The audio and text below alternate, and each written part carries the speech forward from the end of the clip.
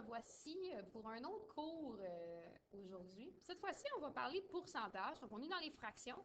Puis, une des fractions les plus connues, évidemment, c'est les pourcentages. Vous les connaissez, vous les avez vus dans plein d'aspects de vos vies en général. Mais probablement les endroits où vous les avez vus les plus souvent, c'est par exemple quand on va parler de météo, quand on va dire, mettons, il y a un pourcentage de précipitation, on va les voir beaucoup en météo. Vous allez les voir beaucoup à l'école aussi pour vos notes, on va vous les donner en pourcentage. On va les voir aussi dans les rabais, là, dans les magasins, sur les prix des choses. Mais il y a plein d'autres endroits aussi où est-ce qu'on va utiliser les pourcentages. Si tu regardes sur ta caméra, par exemple, ben, on va mettre un pourcentage d'un zoom, mettons. Donc, si on est à 100%, 150%, etc. Tu vas aussi l'entendre si tu écoutes les nouvelles, bon, les vraies, là, pas les miennes. Il va y avoir habituellement un pourcentage de gens, un pourcentage de la population, un pourcentage d'effectifs pour des vaccins, par exemple. Donc, ça va être d'autres pourcentages que tu vois. Tu pourrais aussi sur les valeurs nutritives, euh, donc, sur les aliments, là, si tu regardes sur les étiquettes, tu vas avoir un pourcentage de la valeur quotidienne, par exemple, qui va être écrit. Donc, les pourcentages, là, on en a quand même vraiment beaucoup qui font partie de nos vies. On les utilise régulièrement. C'est les fractions que tu as utilisées le plus tôt dans ta vie parce que tu en as vu vraiment beaucoup.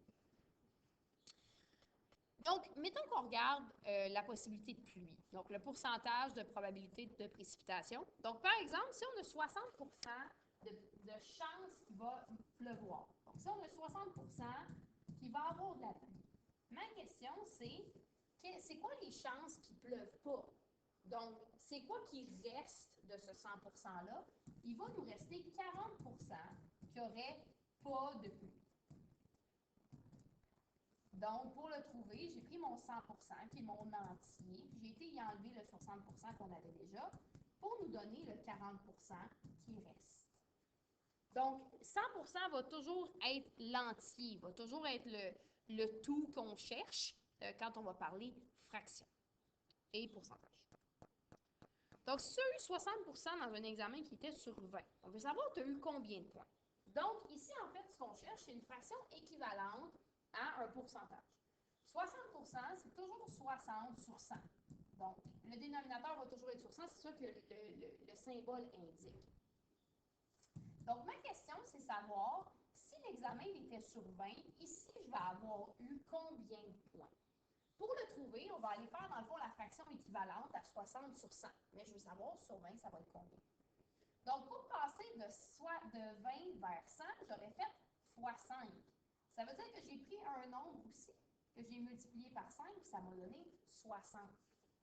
Donc, pour aller retrouver le nombre qui me manque, on va aller faire l'opération inverse pour passer dans l'autre sens. Donc, diviser par 5, parce que c'est aussi ça qu'on a fait pour passer de 100 vers 20. Donc, si je prends 60 et je le divise par 5, je vais trouver que la note que j'ai eue, dans le fond, est de 12 sur 20. Donc, 60 divisé par 5 va me donner 12.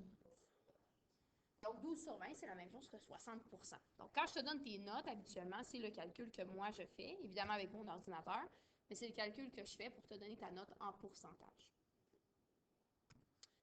Si on va à la page 14 de tes notes de cours, donc oui, c'est plus loin d'habitude, donc je vais te donner, tu peux me mettre sur pause le temps que tu vas le chercher, puis ensuite tu peux refaire tout.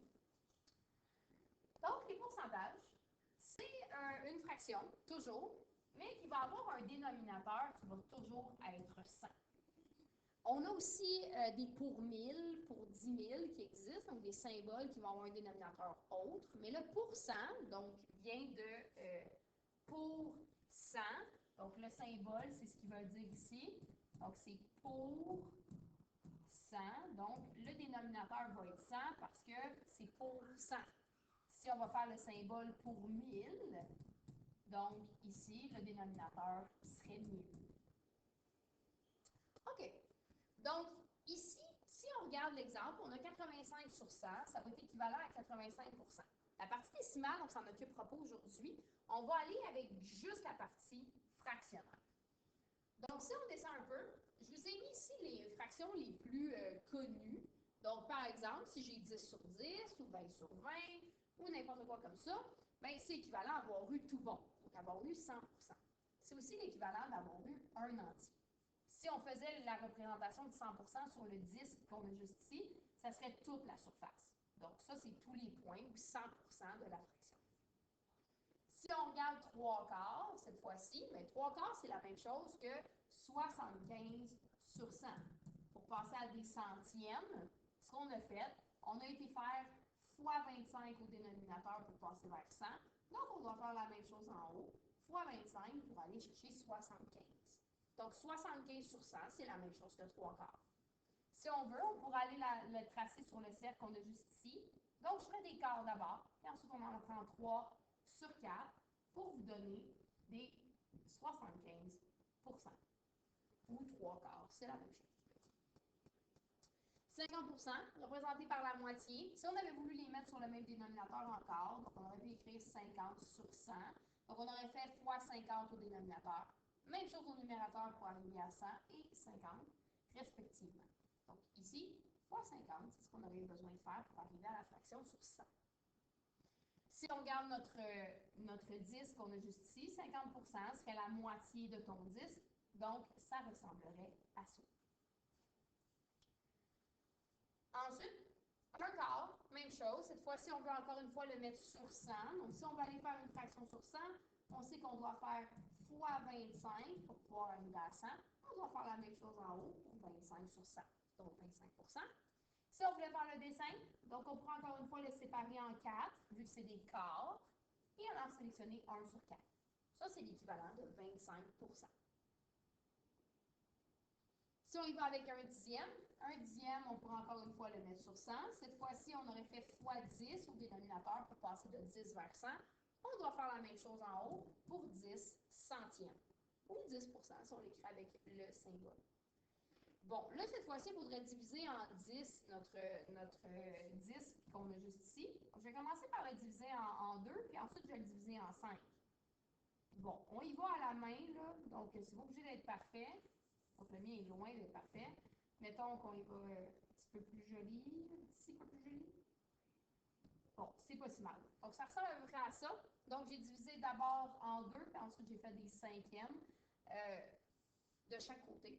Donc, pour aller chercher 10 en tout. Donc, ça ressemble à peu près à ça. Évidemment, les talents artistiques ne sont pas évalués. Donc, même si ton dessin n'est pas beau, c'est pas grave. C'est juste pour te montrer à peu près ça donne quoi. Si on prend une fraction qui est un petit peu moins jolie, par exemple 3 cinquièmes, il y a toujours une façon pour nous d'aller la mettre en pourcentage. On va juste aller regarder dans le fond pour passer de 5 vers 100, j'ai fait fois combien. Dans ce cas-ci, on a fait fois 20. Puis on va faire la même chose au numérateur pour donner 3 fois 20 qui donne 60. Donc 60%. Si on voulait le dessiner, il faudrait faire des cinquièmes. Bon, les cinquièmes sont un petit peu plus difficiles à dessiner, mais vas-y à peu près, là, c'est pas grave. Et je vais aller sélectionner 3 sur 5 qui va représenter 60%.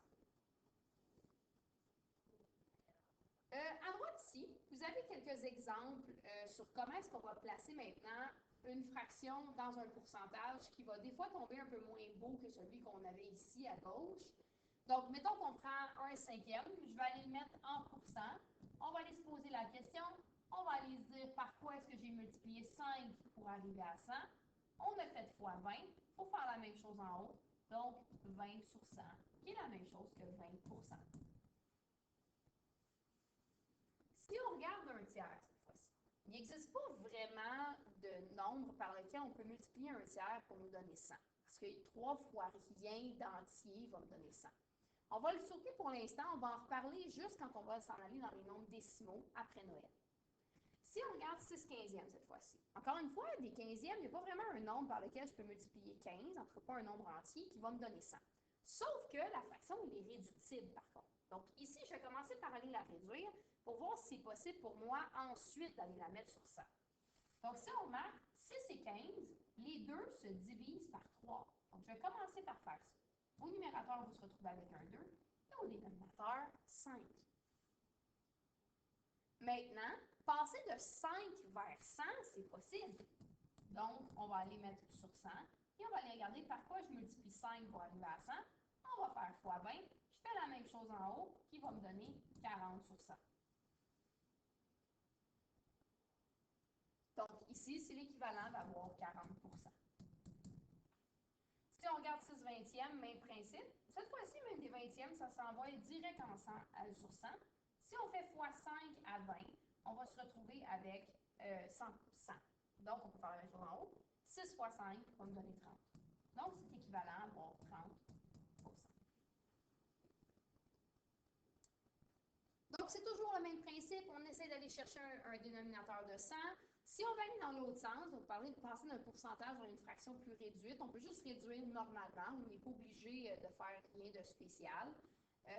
Donc, si par exemple, on a les fractions qu'on a juste ici, ça, tu peux les faire dans ton cahier spirale. Si tu veux sortir, les essayer. Essayer de les rendre les plus petits possibles, donc les réduire. Tu peux mettre pause puis aller chercher ça. Puis ensuite, on va continuer. Donc, 45 on peut toujours aller l'écrire comme étant une fraction sur 100. Donc, 45 sur 100 comme ça ici. Ensuite, on va aller regarder qu'est-ce qui divise 45 et 100. Il y a plusieurs chemins possibles. Moi, je vais aller diviser par 5 d'abord. Parce qu'ici, on voit que ça finit par 5 et par 0. Donc, les deux sont divisibles par 5. On peut donc aller diviser par 5 en haut et en bas. 45 divisé par 5 me donne 9. 100 divisé par 5 va me donner 20. 9 vingtièmes, c'est la fraction réduite. Si on regarde 32 même chose. Donc, 32 sur 100. On va aller regarder par quoi est-ce que je peux diviser 32 et 100. Les deux sont pairs, ça veut dire que je peux aller les diviser par 2. Il y aurait un plus grand nombre aussi qui divise les deux, mais je vais commencer par plus petit. 32 divisé par 2 donne 16. 100 divisé par 2 donne 50. Ils sont encore une fois tous les deux pairs, ça veut dire que je peux encore diviser par 2. Si on divise par 2, ça nous donne 8 sur 25. Je vais écrire seulement les réponses pour les prochains. Donc, la technique, elle est toujours la même.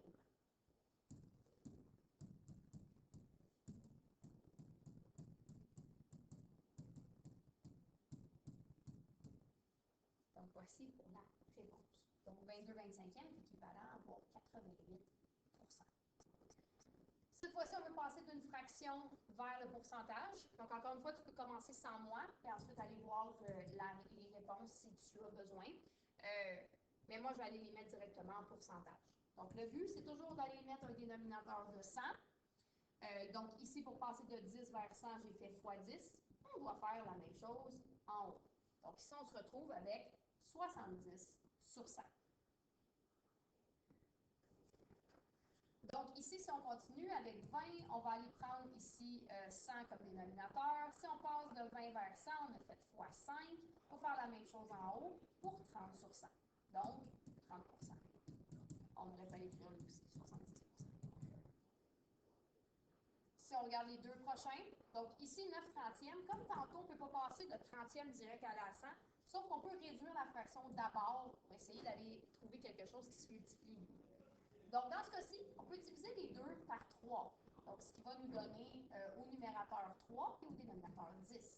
Maintenant qu'on a des dixièmes, on est capable d'aller le mettre directement sur 100 en faisant x 10 en bas et même chose en haut pour 30 sur 100. Donc, 30 Le dernier, même chose. Un petit peu moins évident celui-là, mais les deux se divisent par 17.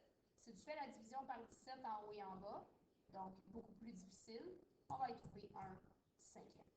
Donc, celui-là, après ça, se met aussi sur 100 en faisant x 20 en haut et en bas pour 20